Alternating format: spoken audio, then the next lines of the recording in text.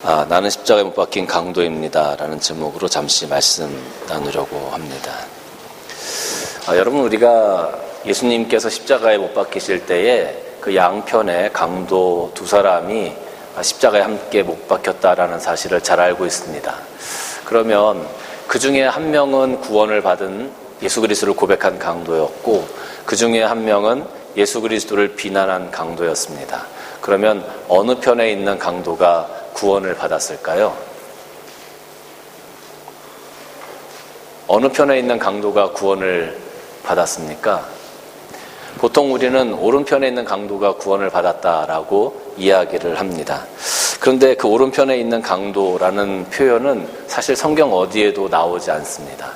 그럼에도 불구하고 오른편에 있는 강도가 구원을 받았다라는 이 전승이 우리 교회 안에 생기게 된 이유는, 일반적으로 오른편이라고 하는 것이 긍정적인 편을 이야기할 때 오른편, 그리고 부정적인 편을 이야기할 때 왼편, 이렇게 이야기하기 때문에 오른편에 있는 강도가 구원을 받았다라고 이야기하는 전승이 생겨난 겁니다.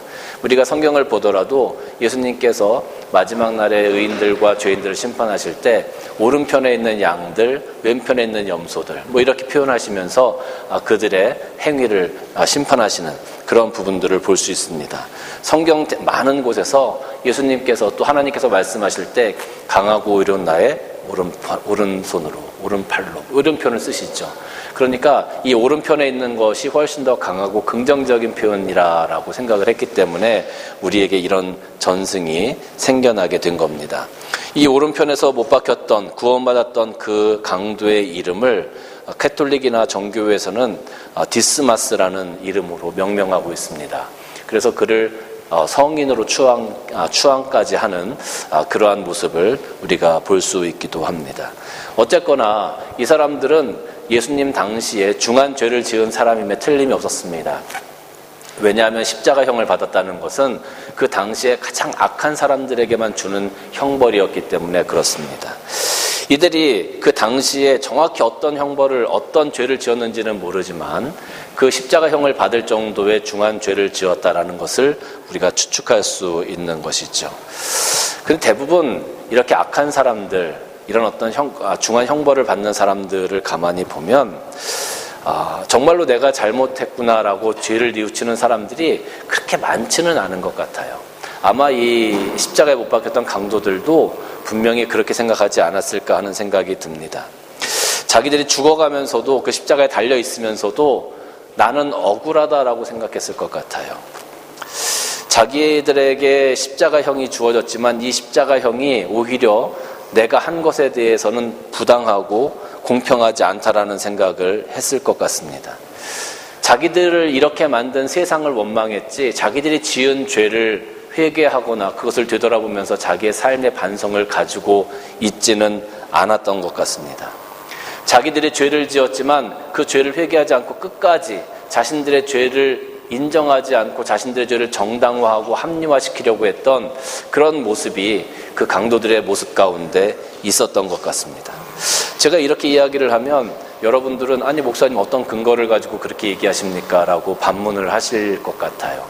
그런데 오늘 한편 강도의 이야기가 바로 그렇습니다.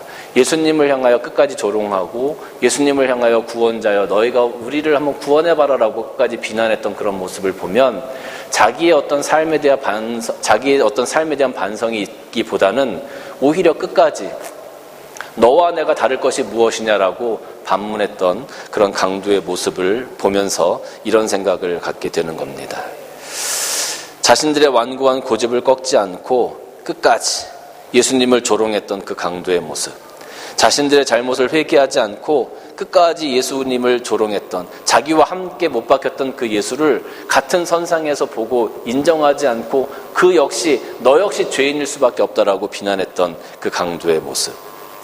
사실 어떻게 보면 하나님 앞에서는 이러한 모습들이 죄가 되어집니다. 왜냐하면 이것이 바로 교만한 모습이기 때문에 그렇습니다. 잘못을 인정하지 않고 그것을 끝까지 고집하는 것. 우리가 아이들을 키우다 보면 가끔 그런 경우를 접하게 되어집니다. 아이가 분명히 잘못해서 부모가 야단을 치잖아요. 그러면 이 아이들이 야단을 맞고 부모의 말에 순종해서 회개하고 엄마 내가 잘못했어요 하고 돌아오면 그 아이를 금방 안아주고 모든 것이 해결이 됩니다. 그런데 아이를 키우다 보면 그렇지 않을 경우가 있죠. 분명히 잘못했어. 그럼에도 불구하고 끝까지 고집을 피우고 자기가 잘했다고 소리를 지르고 끝까지 불순종하고 대항하는 그러한 경우를 우리는 종종 보게 되어집니다. 그것이 바로 죄인 거죠. 그것이 바로 오늘 강도가 하나님을 향해서 가지고 있었던 모습이었던 것이죠. 그것이 오늘 이 강도가 가지고 있는 삶의 태도였었다라는 겁니다. 그래서 이 강도는 죄인일 수밖에 없었던 것이죠. 그런데 다른 편에 있는 강도는 조금 달랐습니다. 다른 편에 있는 강도도 사실 어떻게 보면 같은 생각을 가지고 있었을지 모르겠어요. 그런데 이 다른 편에 있는 강도가 예수님의 모습을 이렇게 쳐다보니까 예수님의 모습은 조금 자기들과 다르다는 걸 느낀 것 같아요. 분명히 강도들도 예수님에 대해서 듣긴 들었을 겁니다. 오늘 예수님을 바라보면서 네가 구원자라고 하면 우리를 한번 구원해봐라, 너 자신을 구원해봐라 라고 조롱했던 것을 보면 예수님에 대해서 어느 정도 알고 있었던 것 같아요. 그러니까 예수님이 병자를 고치시고 그렇게 큰 죄를 짓지 않은 것 같다라는 생각은 분명히 했을 것 같아요. 그런데 이 다른 편에 있는 강도가 예수님을 보니까 예수님의 모습이 어땠냐 하면 자기를 향하여 채찍질하고 자기를 향하여 비난하고 자기를 향하여 침을 뱉고 자기를 향하여 때리고 자기를 십자가에 못 박은 그런 사람들을 그 십자가 위에서 아버지 저들의 죄를 용서하옵소서. 저들은 자기들이 하는 것을 알지 못합니다. 자기들은 십자가에 달려서 죄를 지었음에도 불구하고 이것이 불공평하다라고 외치고 나를 십자가에 못 박혀 죽이는 이 세상을 향하여 원망했었는데 오히려 예수님은 자기를 핍박하는 자들, 자기를 십자가에 못 박은 자들, 자기를 채찍질하는 사람들을 용서해달라고 하나님께 기도하는 겁니다. 아마 그 순간 이 한편에 있던 강도는 이 오른편에 있던 강도는 아마 그런 생각을 했었을 것 같아요. 만약에 억울하다면 예수님이 더 억울하지 않겠어요? 만약에 불평을 해야 된다면 예수님이 더 해야 되지 않겠어요? 만약에 원망을 해야 된다면 예수님이 더 원망을 해야 되지 않겠어요? 그런데 자기들은 마땅히 죄를 지어서 이러한 징계를 받는 것이 합당함에도 불구하고 그것이 불공평하고 세상이 나를 이렇게 만들었다고 이야기를 하는데 예수님은 오히려 아무 죄가 없으신 분이 그런 고난과 핍박을 당하심에도 불구하고 오히려 그 세상을 용서하고 그 세상을 품어나가고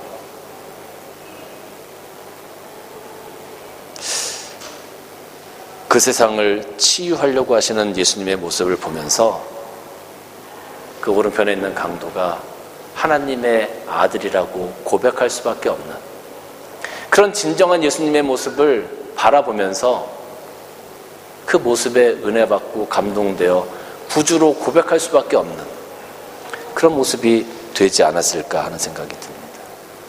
그래서 고백하는 거예요. 주님께서 낙원에 이르실 때, 당신의 나라에 이르실 때 저도 기억해 주세요. 저도 기억해 주세요.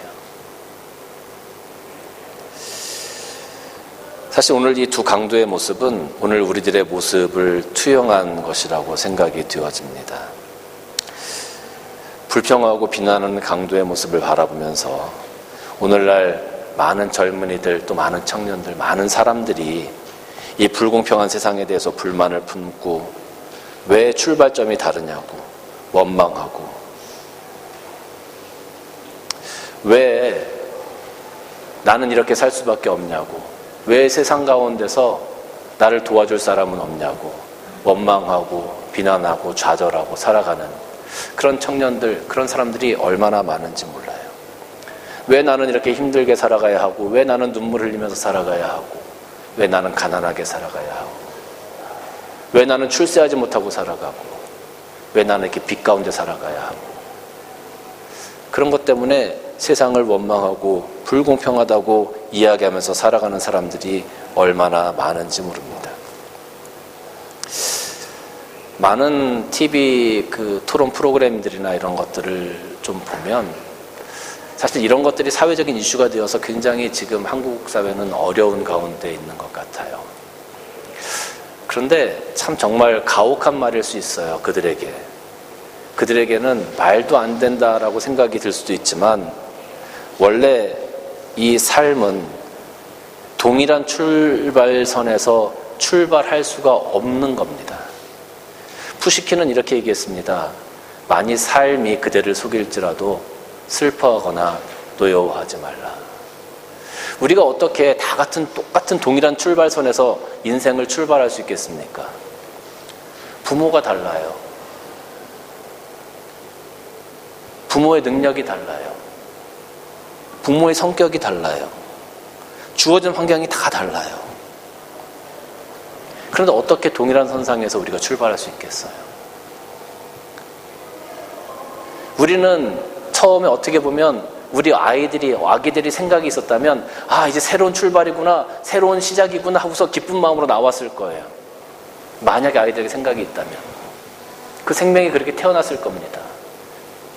그럼 태어나 보니까 나에게 주어진 환경이 어떤 사람은 넉넉하고 어떤 사람은 가난하고 어떤 사람은 부모가 잘 케어를 하고 어떤 사람은 술주정뱅이 부모가 있었고 어떤 사람은 대한민국에 태어나고 어떤 사람은 내전이 있는 콩고나 이런 나라에 태어났고 근데 어떻게 이 삶의 출발점이 다 동일할 수 있겠습니까? 삶의 동일한 출발선이 있다는 것은 이야기가 되지 않는 겁니다. 어떤 사람은 남자로 태어나고 어떤 사람은 여자로 태어나고 어떤 사람은 잘생기게 태어나고 어떤 사람은 못생기게 태어나고 어떤 사람은 얼굴에 점을 가지고 태어나고 어떤 사람은 점 없이 태어나고 어떻게 다 동일한 출발선이 될 수가 있겠습니까? 원래 삶이라는 것은 다른 출발선에서 출발을 하는 겁니다. 문제는 그런 주어진 환경 가운데서 우리가 열심히 하루하루를 살아가는 겁니다. 최선을 다해서 그 하루를 이겨내고 그 하루 가운데 승리하고 그러면서 삶의 벽돌을 한 장 한 장 놓아가는 겁니다. 그러면서 나만의 집을 완성해 가는 겁니다. 내 인생의 집을 완성해 가는 겁니다. 어떤 사람들은 빨간 벽돌로 집을 지을 거고 어떤 사람은 검은 벽돌로 집을 지을 겁니다. 어떤 사람은 시멘트 벽돌로 집을 지을 겁니다. 어떤 사람은 초가집을 지을 거고 어떤 사람은 기와집을 지을 겁니다. 인생이 다 그런 것입니다. 왜 나는 초가집을 지을 수밖에 없는 능력밖에 없냐고 불평할 수도 있을 것 같아요. 압니다. 그러나 우리의 출발점이 다 다르기 때문에 그 가운데 우리가 최선을 다하다 보면 내가 지어가는 좋은 집, 더 나은 집을 짓기 위해서 오늘 하루를 최선을 다해서 나아가다 보면 우리들의 삶도 언젠가는 내가 만족할 수 있는 삶의 모습으로 만들어져 가 있지 않겠습니까? 우리가 호주에 와서 살다 보니까 또 10년, 20년 이렇게 시간이 지나다 보니까 이제는 신분도 해결되어지고 이곳에서 편안하게 살아갈 수 있는 그런 모습을 갖게 되어지는 사람들도 있고 또 어떤 분들은 여전히 고생하시는 분들도 있습니다. 자녀들을 키우다 보면 자녀들이 친구들, 아이들이 청소년 때에 이제 한국에서 온 친구들도 만나고 학생 비자로 온 친구들도 만나고 워킹홀리데이로 온 친구들도 만나고 그러면서 그 아이들끼리 얘기하는 것, 집에 와서 아이들이 얘기를 하는 걸 듣습니다. 그러면 아이들이 한국에서 온 친구들이 여기서 자란 친구들을 어떤 면에서는 좀 부러워하는 부분도 있다는 거예요. 야, 너희들은 좋겠다. 비자가 다 해결돼서 너희들은 편하게 살겠구나. 부러워한다는 거예요. 그 아이들은 이제 시작해야 되는데 너희들은 이미 너는 내가 갖고 싶은 걸 이미 다 가졌으니까 부럽다. 출발점이 다르다. 맞습니다.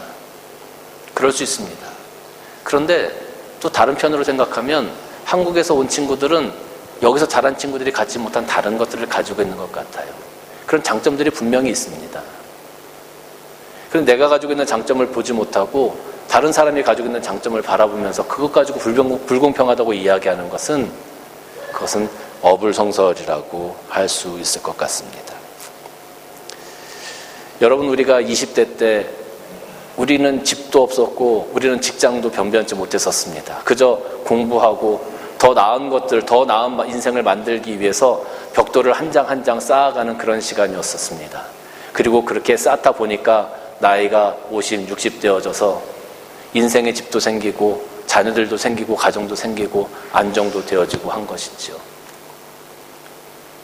그런데 20대인 그 청년들이 세상은 불공평하다고, 나는 가진 것이 없다고 인생을 포기하고 방에 처박혀서 나오지 않는데요. 방에서 아이들이 나오질 않는데요. 아직도 가야 할 날이 멀고 아직도 쌓아야 할 것들이 많은데 지금 당장 가진 게 없다고 아이들이 삶을 포기한다는 거예요. 그러면서 인생 불공평하다고 얘기한다는 거예요.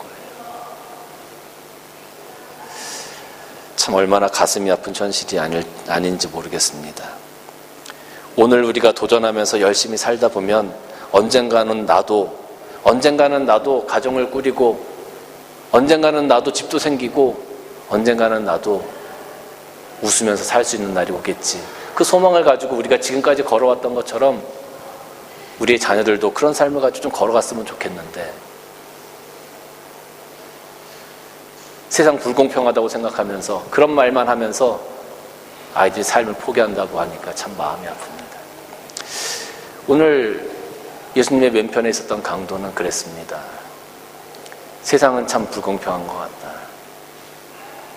나도 만약에 좋은 부모가 있었으면, 나도 만약에 능력이 있었으면, 내가 좋은 대학을 나왔으면, 나도 좋은 사람을 만났으면 내가 이렇게 되진 않았을 텐데. 그리고 그 삶이 망가진 겁니다. 소망이 없는 삶이 된 겁니다.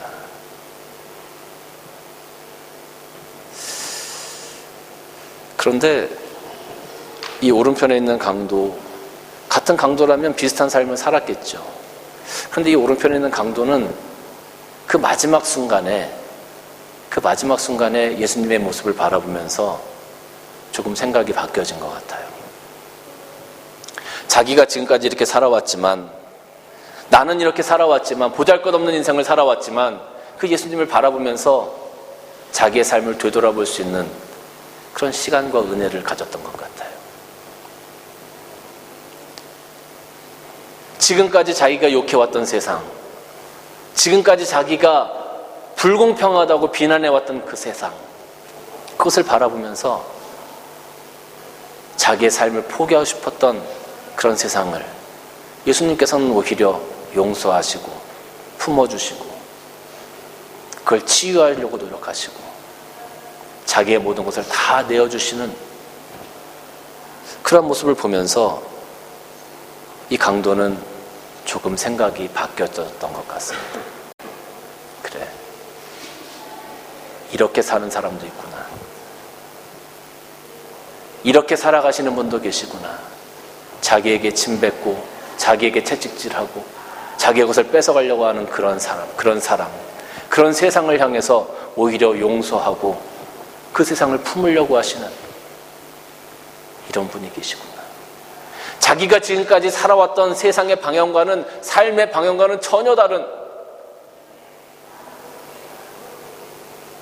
다른 삶을 살고 있었던 예수님을 자기 삶 옆에서 그 마지막 십자가에 달린 순간에 바라보게 된 겁니다.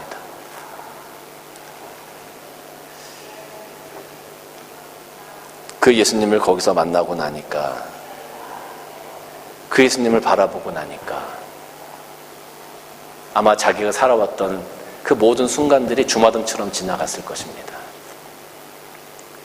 그리고 자기의 삶을 되돌아보니까 나는 정말 죄인일 수밖에 없구나라는 고백을 할 수밖에 없는 그 순간에 이르렀을 겁니다. 그래서 예수님께 고백을 하는 거예요. 그래서 예수님을 붙잡으려고 하는 겁니다. 에베소서 2장 말씀 보니까 너희는 그 은혜에 의지하여 믿음으로 말미암아 구원을 받았으니 이것은 너에게 난 것이 아니오 하나님의 선물이다. 행위에서 난 것이 아니니 누구든지 자랑하지 못하게 함이라 라고 기록하고 있습니다. 여러분, 오늘 이 오른편에 있었던 구원받은 강도의 모습을 한번 보십시오.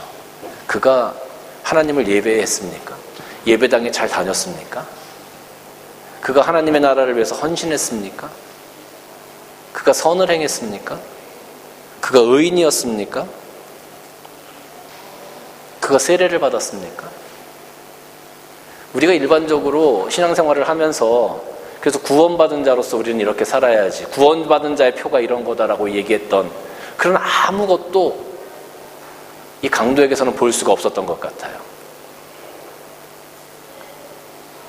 근데 예수님께서 그 강도와 함께 낙원에 있겠다라고 선언을 해주시죠.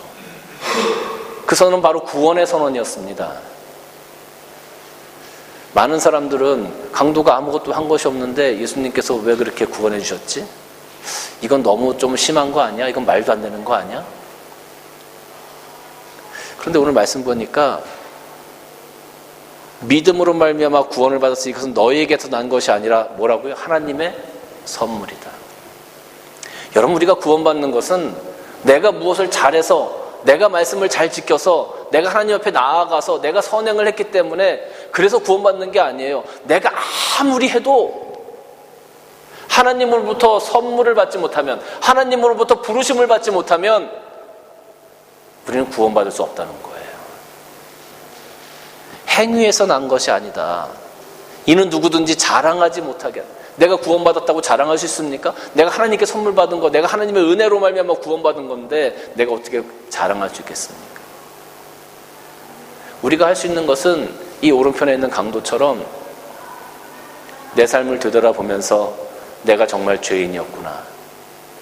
나는 세상이 나를 이렇게 만들었다고 생각했는데, 내 부모가 나를 이렇게 만들었다고 생각했는데, 내 친구가 나를 이렇게 만들었다고 생각했는데, 내 남편이 나를 이렇게 만들었다고, 내 아내가 나를 이렇게 만들었다고 생각했는데 이제 그게 아니라는 거죠.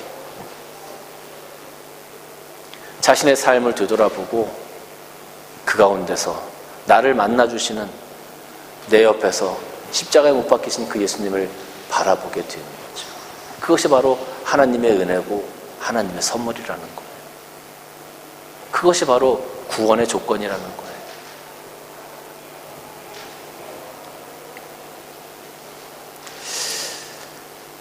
우리가 이처럼 예수 그리스도를 만나면 예수님을 따르는 제자의 삶을 살게 되어집니다.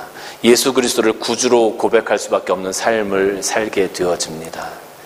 요한복음 3장 16절 말씀 보면 하나님이 세상을 이처럼 사랑하사 독생자를 주셨으니 이는 그를 믿는 자마다 멸망하지 않고 영생을 얻게 하려 하심이라 라고 기록하고 있습니다. 예수님을 만나면, 예수님을 바라보면, 그 십자가를 바라보면 우리들의 삶이 변화되어지고 구원받은 자의 반열에 이를 수 있게 된다라는 거죠. 내가 예수님을 바라보면, 내가 예수님을 만나기만 하면 그동안 내 안에 있었던 원망이 즐거움이 되어지고, 불만이 소망이 되어지고, 눈물이 기쁨이 되어지고, 불공평한 것이 공평하게 되어지고, 낙심이 용기가 되어지고, 고집이 하나님을 고백하는 고백이 되어진다라는 거예요. 미움이 용서가 되어진다는 거예요. 예수님을 바라보지 못하고 예수님을 만나지 못했던 강도는 끝까지 자기의 고집을 굽히지 않았어요. 끝까지 자기가 죄인임을 인정하지 않았어요. 세상에 있는 사람들은 다 그렇게 살아갑니다. 자기가 죄인임을 고백하는 사람이 거의 없어요. 우리가 전도할 때도 당신 죄인입니다 그러면 내가 왜요? 내가 뭐 했다고? 나 사람도 도와주고, 나 사람한테 해친 것도 없고, 나 죄인 아니에요. 대부분의 사람들이 그런 반응을 합니다. 죄인인지를 몰라요. 예수님을 만나기 전까지는 자기는 의인인 줄 알아요. 그렇게 살아갑니다. 대부분의 사람들이. 근데 예수님을 만나고 나니까 그 오른편에 있는 강도는 변하기 시작한 겁니다. 그렇구나. 내가 죄인이구나. 내가 십자가에 달려 죽을 수밖에 없는 죄인이구나. 내가 오늘 십자가에 달려 죽어야 되는 죄인이구나. 그거를 깨닫게 되는 겁니다. 그리고 나서 예수님을 나의 구주로 고백하게 되어질 때 예수님께서 그 십자가에 나 대신 달려 돌아가 주셨구나 라는 것을 인정하고 그 은혜를 마음 가운데, 내 영 가운데 품을 수 있게 되는 겁니다. 그래서 하나님의 은혜에 감사할 수밖에 없고, 그래서 그 은혜가 하나님의 선물이라고 고백할 수밖에 없는 겁니다. 내가 한 것이 아니기 때문에. 내가 한 것이 아니기 때문에. 사랑하는 성도 여러분, 여러분은 오늘 어느 편에 있는 강도의 모습을 가지시겠습니까? 여러분의 모습은 오늘 예수님의 어느 편에 선 강도의 모습입니까? 저는 여러분들이 예수 그리스도의 은혜를 입은 그 강도의 모습처럼 오늘 이 세상을 향하여 예수님처럼 용서를 선포하고 이 세상을 품으며 이 세상을 치유하고 그리고 나를 아프게 했던 사람들을 품어주고 내가 그를 향하여 웃어줄 수 있는 그런 사랑의 모습, 그런 예수님의 모습을 여러분 삶 가운데 다 품고 살아가시기를 주님의 이름으로 간절히 축원합니다. 기도하겠습니다.